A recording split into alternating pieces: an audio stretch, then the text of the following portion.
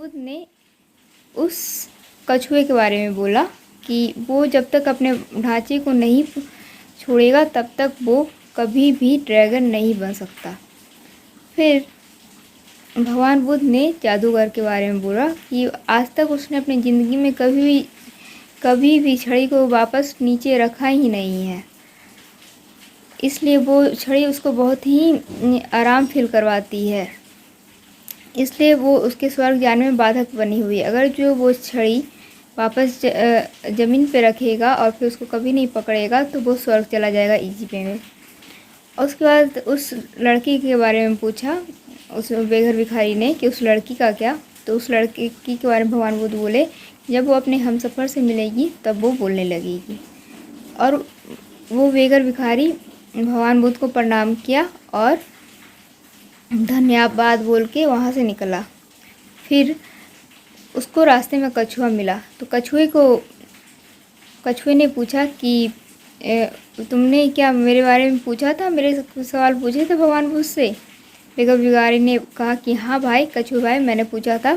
भगवान बुद्ध ने कहा है कि अगर तुम अपने ढांचे को छोड़ दोगे तो तुम ड्रैगन बन जाओगे। उसने जैसे ही ढांचे को छोड़ा वो तुरंत ड्रैगन बन गया। उसके बाद उस ढांचे में बहुत असंख्य हीरे मोती जवाहरात थे और कछुए ने कहा, जो ड्रैगन बन चुका था, उस ड्रैगन ने कहा कि अच्छे भले इंसान कृपा कर ये जो हीरे मोती मेरे पास थे तुम रख लो, क्योंकि अब मुझे इसकी ज़रूरत नहीं होगी।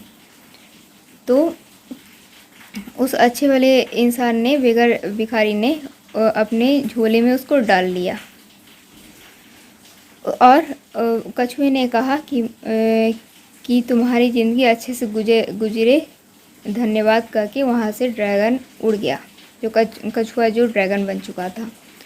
उसके बाद रास्ते में उसको जादूगर ने पूछा कि भले इंसान, क्या तुमने पूछा था भगवान बुद्ध से मेरे बारे में।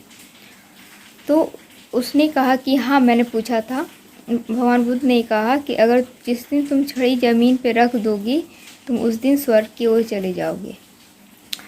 तो उस जादूगर ने ऐसा ही किया, वो ज़मीन पे छड़ी रख दिया और वो स्वर्ग की ओर जाने लगा। तब जादूगर ने कहा, भले इंसान, तुम्हारा धन्यवाद जो तुमने मुझे स्वर्ग जाने का रास्ता बतलाया। अब मैं स्वर्ग जा रहा हूँ और ये छड़ी तुम रख लो, तुम्हारी ज़िंदगी में ये काम आएंगे और तुम्हारी ज़िंदगी अच्छे से बीते, मैं प्रार्थना करूँगा भगवान से। उसके बाद वो आगे बढ़ा और फिर उस घर में गया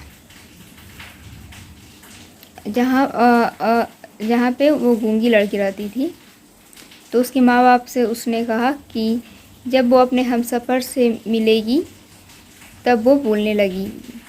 उस टाइम वो गूंगी लड़की ज़मीन पे से छत पर से उतर रही थी और उसने पूछा कि ये वही आदमी है ना जो परसों रात को आया था।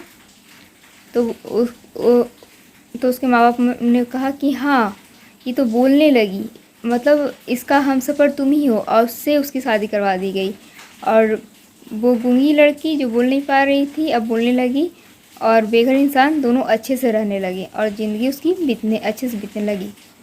दोस्तों, इससे हमें पता चलता है कि हम जो भी अच्छा कर्म करते हैं वापस हम ही को मिलता है।